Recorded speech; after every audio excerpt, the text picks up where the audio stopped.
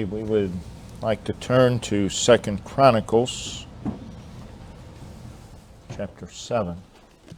2 Chronicles, chapter 7. I'd like to read verses 12 through verse 14. And the Lord appeared to Solomon by night, and said unto him, I have heard thy prayer, and have chosen this place to myself for an house of sacrifice. Speaking of the temple. If I shut up heaven that there be no rain, or if I command the locusts to devour the land, or if I send pestilence among my people, if my people, which are called by my name, shall humble themselves and pray and seek my face and turn from their wicked ways, then will I hear from heaven and will forgive their sin and will heal their land. Coming to our text, Israel was in the peak of her glory. The nation was enjoying peace, had abundant prosperity. The economy was so strong that we read in 2 Corinthians 11 or 2 Corinthians 1 verse 15 that silver and gold were as plenteous as stones. And we read in 2 Chronicles 9:22 that King Solomon passed all the kings of the earth in riches and wisdom.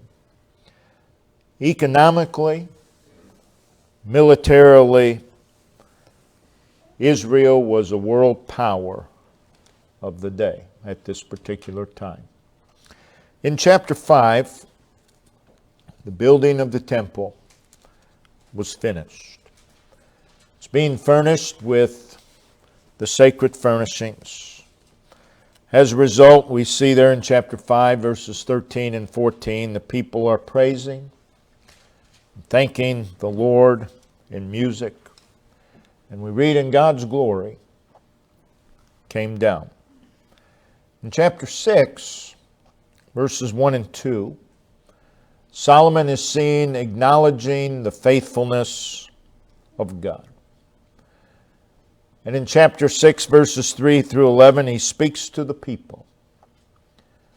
And in doing so, he proclaimed the greatness of God. Chapter 6, verse 12, Solomon standing before the altar, prayed unto God. The bulk of that prayer is recorded in verses 22 through 39 of chapter 6. And though Israel was at present enjoying a time of wonderful peace and abundance, Solomon knew the nature, knew the history of God's people, and he knew how quickly they could ruin it all. So Solomon, in his prayer, mentioned a variety of scenarios that he felt were inevitable due to the sinful nature, the inclinations, the tendencies of God's people. He knew that the people would likely become proud. He knew that in their pride they would drift away from God and fall into sin and would worship idols. So he prays. He prays that God would be gracious to them, that God would be merciful, that God would grant forgiveness and restoration. Coming to chapter 7, God responds to Solomon's prayer. Now when Solomon had made an end of praying, the fire came down from heaven and consumed the burnt offering and sacrifices, and the glory of the Lord filled the house. And the priests could not enter into the house of the Lord because the glory of the Lord had filled the Lord's house. So God responds by accepting the burnt offering and the sacrifices. And once again, he reveals his glory. This was followed by a response from the people. Notice verse 3, and when all the children of Israel saw how the fire came down and the glory of the Lord upon the house, they bowed themselves with their faces to the ground upon the pavement, and worshipped and praised the Lord, saying, For he is good, for his mercy endureth forever. Then the king and all the people offered sacrifices before the Lord. This was followed by verses 7 and 8 by a great abundance of burnt offerings, peace offerings, meat offerings, and a 7-day feast, which was followed by verse 9, a solemn assembly. And then the people, verse 10, went away to their own tents, glad and merry in heart. And then verse 12. God appears to Solomon in the evening and gives him answer to what he had prayed for in chapter 6. Again, in Solomon's petitions, in chapter 6, he had mentioned many difficult scenarios and dilemmas that he felt would likely come upon God's people due to their nature. And notice, if you go back to chapter 6, notice these scenarios. Verse 22, if a man sin against his neighbor. Solomon was pretty sure that would happen. Verse 24, and if thy people Israel be put to the worse before the enemy, because they have sinned against thee. If they suffered defeat by the enemy because of their sin, Solomon was pretty sure it'll happen. It'll happen. Verse 26, when the heaven is shut up, and there is no rain because they have sinned against thee.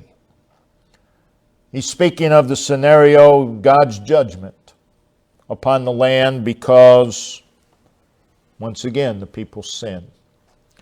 In verse 28, if there be dearth in the land, if there be pestilence, if there be blasting or mildew, locust or caterpillars, if their enemies besiege them in the cities of their land, whatsoever sore or whatsoever sickness there be. These were all scenarios that Solomon was certain would happen. Verse 34, if thy people go out to war. If thy people go out to war. Verse 36, if they sin against thee. Verse 37, they are carried captive. So he mentions all of these scenarios in his prayer. And in God's answer to Solomon, notice 2 Chronicles 7 verse 13. God mentions 3 different scenarios. No rain, locusts to devour, and pestilence. And that is followed by, if my people. Indicative of responsibility on the behalf of God's people. If my people. And then that is followed by very plain instruction as to what God would have his people to do. The implication is when these difficult scenarios arose, God's people were to consider their own spiritual condition. They were to concern themselves with their own spiritual condition. They were to take responsibility for such and respond to these situations in a very particular manner. The truth presented here, if taken to heart, would transform the lives of God's people.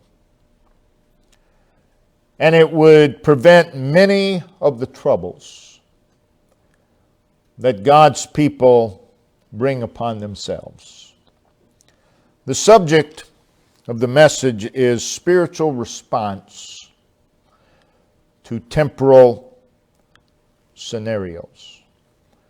Again, if the truth presented here would get a hold of our souls, find a lodging place in our hearts, we would have greater enjoyment of the blessings of God.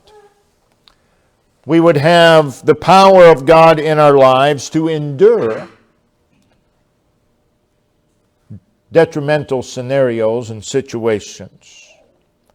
And there would be less enslavement to life.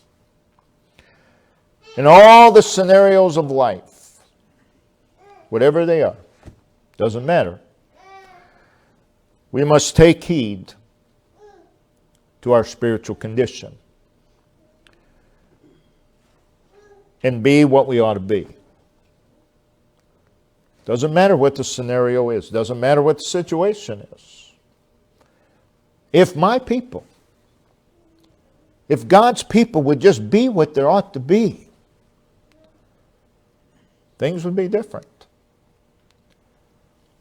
No scenario releases us from our spiritual obligation. So let's consider, if my people, a truth that must get a hold of us. If my people. Again, Solomon in his prayer mentioned many difficult scenarios, some dilemmas that would likely come upon the people of God. He has mentioned sin against one another. It's going to happen. It's going to happen. How do we respond? Well, we're to be what we ought to be. Defeat by an enemy. No rain. Death. Pestilence. Blasting. Mildew. Locusts. Caterpillars. Enemies. War. Captivity. He mentions all of these things. What God is saying is, my people need not focus upon the turmoil or the difficult scenarios, but rather be focused upon making sure that their hearts and lives are in line with me. Oh, if that would just get a hold of God's people. In every temporal scenario, we must remain focused upon the main matter, which is our own spiritual condition. And what God went on to say in verse 14, if my people, and then what he went on to say is spiritual in nature. And it's our responsibility. There are many things you and I cannot control in our lives. Things that happen. But we have a responsibility. Whatever happens, we have a spiritual responsibility. And that is to be our priority. And it is to be our response concerning the happenings of life. So he mentions several devastating scenarios followed by, if my people. If my people. It's not if the world. If my people. If my people. The principle being taught here is if there is no rain, or the locust, or the pestilence has come, our main priority, the real matter, the gist of it all, is the issues are not the issue of all issues is that my people make sure that their hearts, that their lives are right with God. The simple truth is this. People don't like to hear it, but it's true. Due to our sinful nature, we have sinful leanings, we have sinful tendencies, and these will result in many problems. These will bring many complications into our lives. These will bring some trials and troubles into our lives. These will cause some chaos and devastation.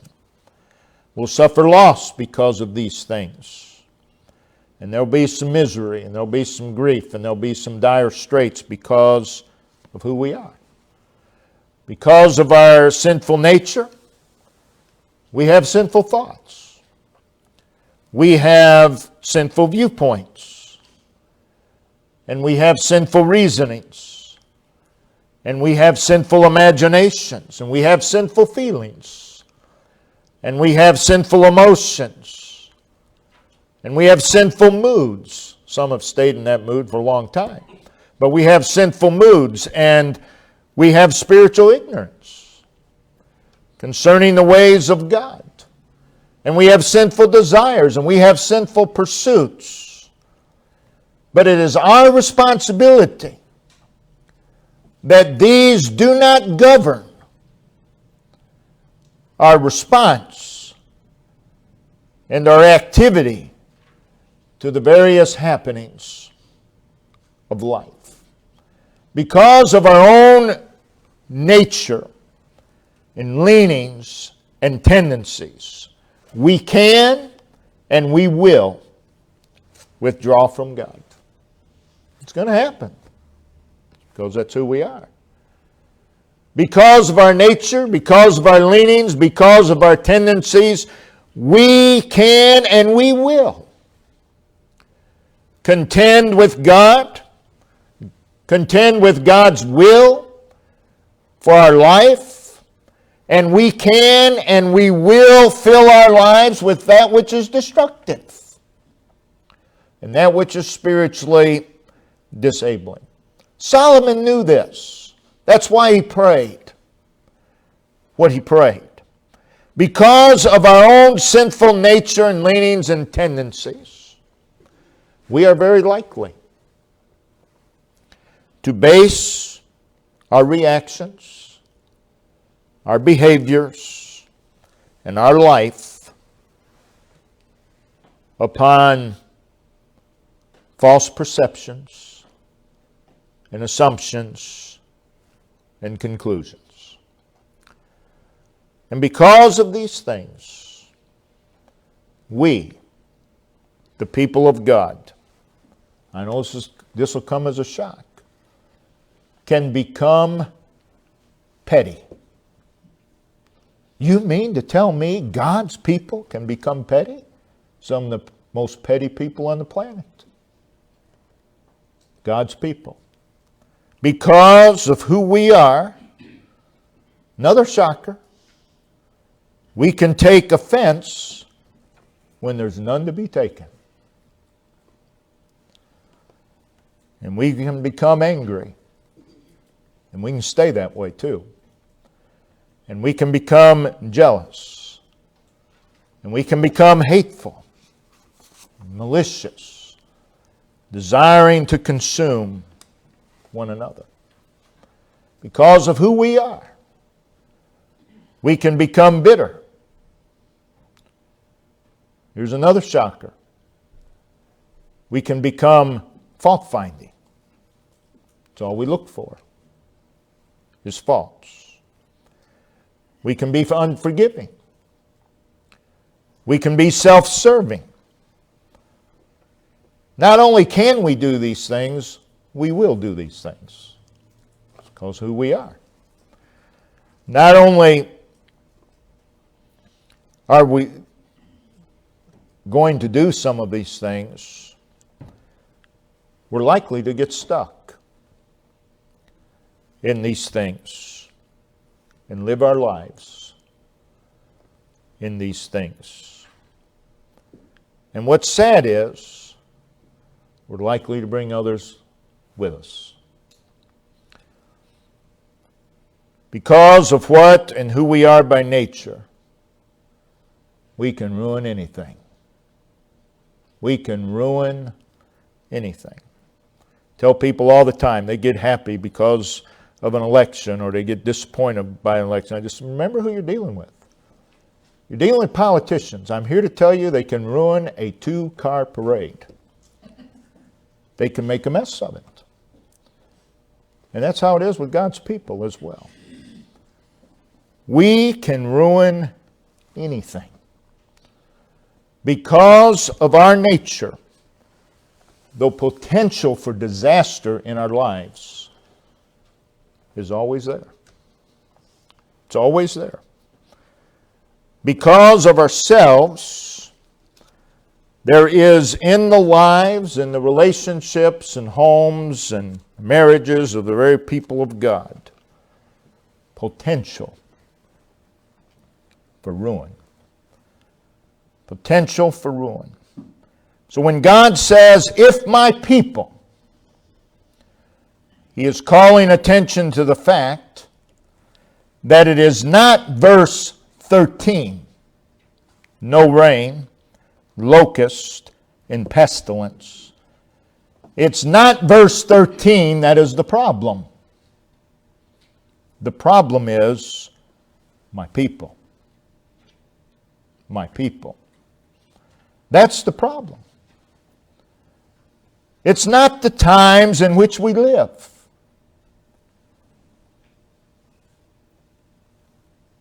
The times which we live is not the reason why God's people are plagued with chaos and complications. The reason that the lives of many a child of God has been looted and left to ruins, it's not out there. It's not anyone else. It's not circumstances. But listen to what God says. If my people would only do what is right, I would heal their land. When the love of God and the Word of God ceases to burn within our own individual hearts, the problem isn't out there. The problem isn't anyone else. The problem isn't circumstances. But it all comes back to us. If my people.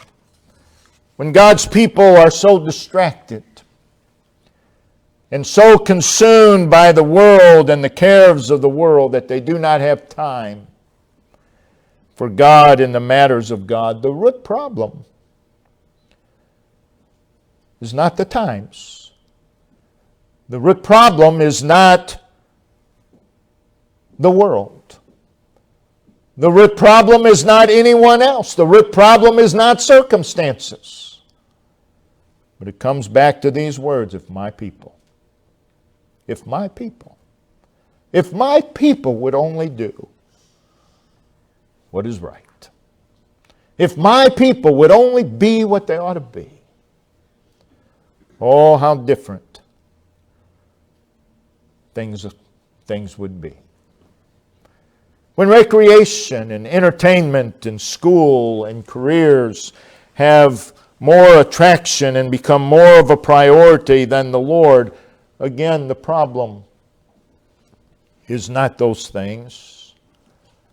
The problem is not the culture. The problem is us.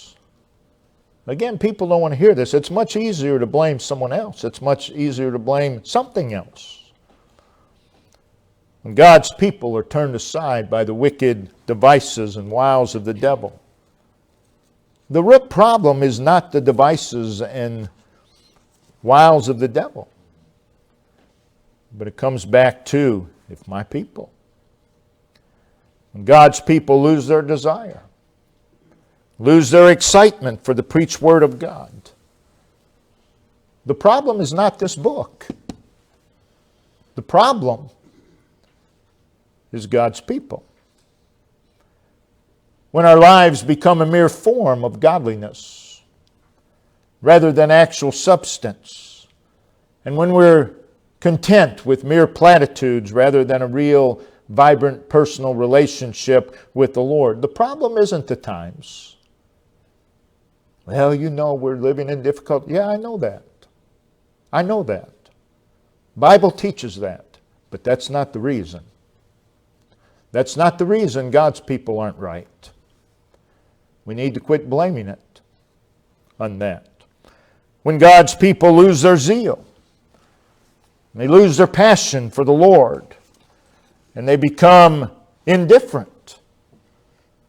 Again, the problem is not the times in which we live, but it comes back to, if my people. If my people. Well, what about our enemies? If my people. If my people. It's not if your enemies. It's if my people. When the conscience of God's people are seared, and there's little to no concern over one's spiritual condition, and when there's little shame for sin, the problem is not the times. It comes back again, if my people. If my people. Many of God's people live their lives in spiritual lockdown. They're in spiritual prisons, in spiritual dungeons, going through their life with a ball and chain, live lives of emptiness. The problem isn't anything or anybody else. The problem is not circumstances, but comes back again to these words, if my people. Comes back to us as individuals. So in verse 14, God, in verse 13, he mentions some circumstances. No rain, locusts to devour, pestilence. Pestilence. But it comes in verse 14, he changes the focus. If my people. So the focus has changed from no rain to my people. The focus has changed from locusts to devour to my people. The focus has changed from pestilence to my people. Regardless, you can put anything in verse 13, regardless of verse 13. We, as the people of God, have a responsibility for our spiritual condition.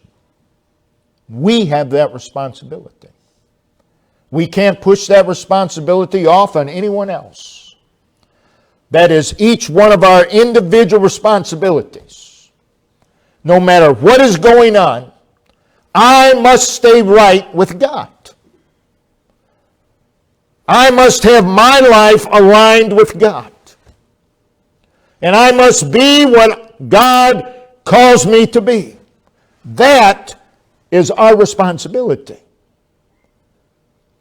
And I'm afraid many times we lose sight of that. So let's look at our responsibility, our priority, our focus, our response to the various scenarios of life. What God went on to say here in verse 14 needs to be recognized. This is my responsibility.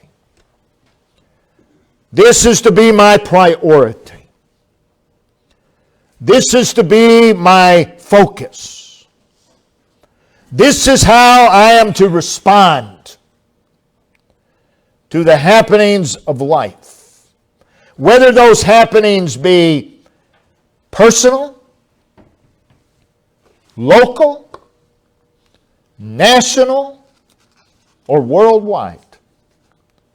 Doesn't matter. What we read here in verse 14 is to be our life.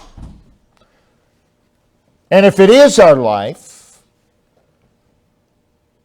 I promise you, your life will be improved. And you'll be able to endure and to overcome. So let's look at what is our responsibility and our focus. Something happens we don't like. My people, which are called by my name. This speaks of an incomprehensible blessing. I am part of the people of God. What a blessing. Been called by Him. That is, we are the recipients of the loving, gracious, merciful call of God. That is a call that penetrated through the grave of spiritual death and reached us. It was a call that pierced through the darkness and the ignorance that we were in.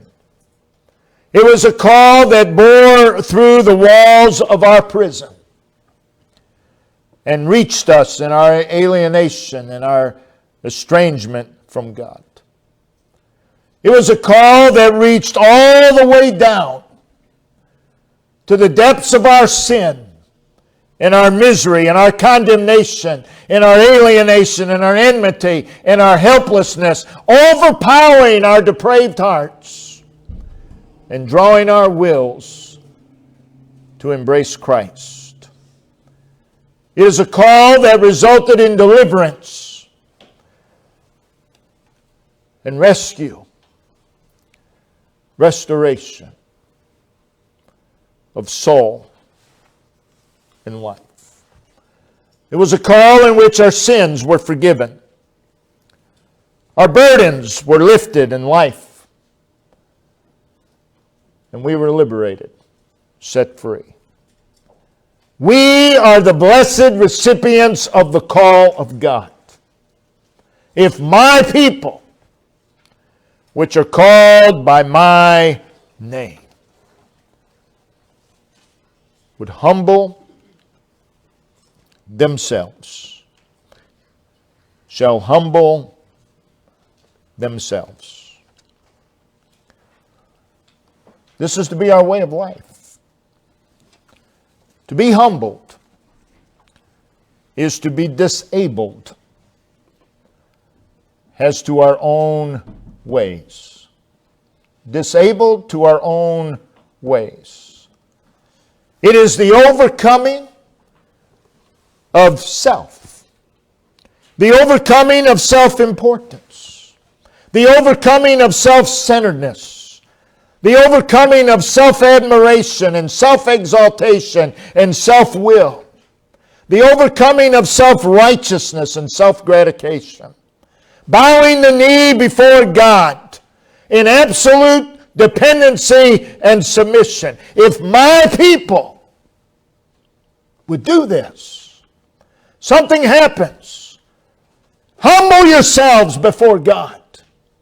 Make sure you are disabled as to your own ways. No matter what the scenario, again, whether it be personal, whether it be local, whether it be national, whether it be a worldwide happening, this is our responsibility. My first responsibility is not to fire off a letter to the senator. My first responsibility is to make sure I'm right with God and I'm where God would have me to be. That's my responsibility. Next, he says, and pray. The truth is, we will not truly pray until we humble ourselves. How many a prayer is filled with pride? How many a prayer is filled with self-righteousness? We're to humble ourselves and to pray. To pray is not just to say some words. It's to pour out our heart and soul to God. Something happens. Something happens that angers us, and rightfully so. But you better get past that, and you better get down to praying. That's our responsibility. That's how we're to react. We're to pray, realizing our weakness, our tendencies, and our need. In praying, there is a drawing near to God. Whatever happens, draw near to God. Don't get all anxious and be in a spirit of anxiety for who knows how long. Pray. Pray. Someone does something. Someone doesn't do something. Pray. Somebody upsets you. Pray. Don't get on the phone and call someone. You won't believe what so-and-so did to me today. That's not to be our response. If my people would humble themselves, if we'd humble ourselves, we wouldn't be so easily offended and so easily angered, so easily hurt. Again, it doesn't matter what the scenario is. Our responsibility, our priority, our focus, and our response is to be spiritual. He goes on and he says, seek my face. Seek my face. That's a desire for God. Seek my face. That's really a greater degree of praying, a further degree. We're to seek His face. That's something that's intimate. We're to pursue a greater experience of God. Something happens. Again, it can be to us personally. It can be in our community. It can be national. It can be worldwide. Something happens that upsets us. What are we to do? We're to pursue a greater experience of God. What a difference it would make. To have a more personal contact with God. This is to be our pursuit in all the scenarios of life. Seek His face. There's an attraction to God. There's a preference for God. There's an obsession with God. This is our responsibility. Whatever the scenario, we have to make sure, as the people of God, called by God, that we maintain an attraction and an obsession with God. That we would not allow the happenings of life to distract us from God. And then he goes on and he says, and turn from their wicked ways. That is to change course. You know what it takes for a person to admit, I've been going the wrong way, I need to change direction? Goes back to the first thing we mentioned, humble yourselves. Change course. Turn from their wicked, depraved, and corrupt ways. Our ways have to do with our methods, our schemes, our traits, our practices. Need to turn from our wicked ways. Many times we need to just take a good look at our ways. And I believe what we'll find many times is that our ways can be a plague. Well, we've been doing it this way for a long time. What's your point? It's a plague. It's cancer. Our ways can be poisoned. Turn away from them. That requires self-examination. And for self-examination to be effective, humble yourselves before God. If you don't humble yourself, you're not making an honest self-examination. So regardless of the scenario, we are responsible for us. I am responsible for me. No matter what you do to me, I'm responsible for me. No matter what someone says about us, I'm responsible for my spiritual condition.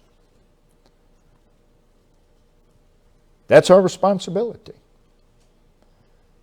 And oh, what a difference it would make if we just keep this in focus. I am to humble myself. I am to pray. I am to seek His face. And I'm to turn from anything that is displeasing to God. That will prevent us from becoming stuck where we don't need to get stuck. There's a lot of places you do not need to get stuck in. And we get stuck all the time. Again, because of who and what we are by nature, we can ruin anything. We can ruin it all. Satan, our sinful flesh, are masters in convincing you and I that the problem's out there. The problem is someone else. The problem is something else. We need to make personal examination and make sure. Am I right with God? Is my heart in line with God? We need to hear God say, if my people,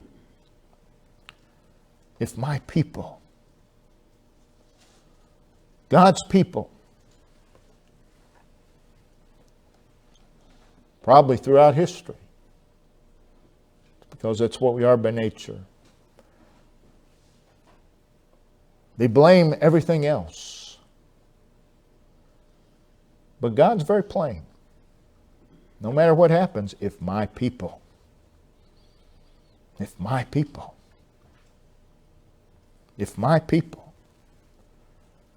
if we were to live in 2 Chronicles 7:14, what a difference it would make. 2 Chronicles 7 verse 14 needs to be our life. It needs to be our response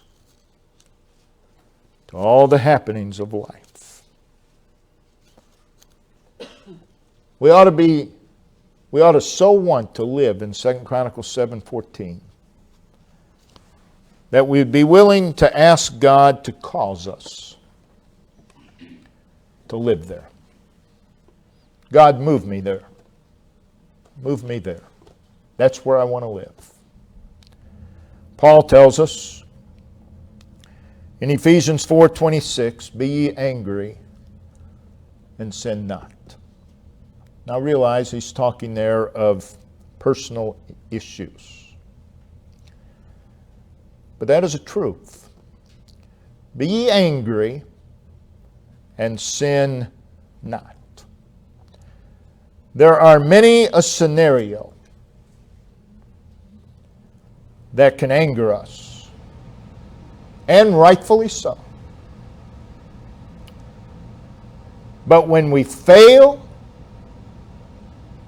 in that scenario to take care of our spiritual condition, we sin. We sin. There's a fine line. Be ye angry. And people say, God told me I can be angry.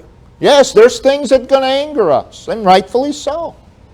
But there's a fine line that we cross over very easily.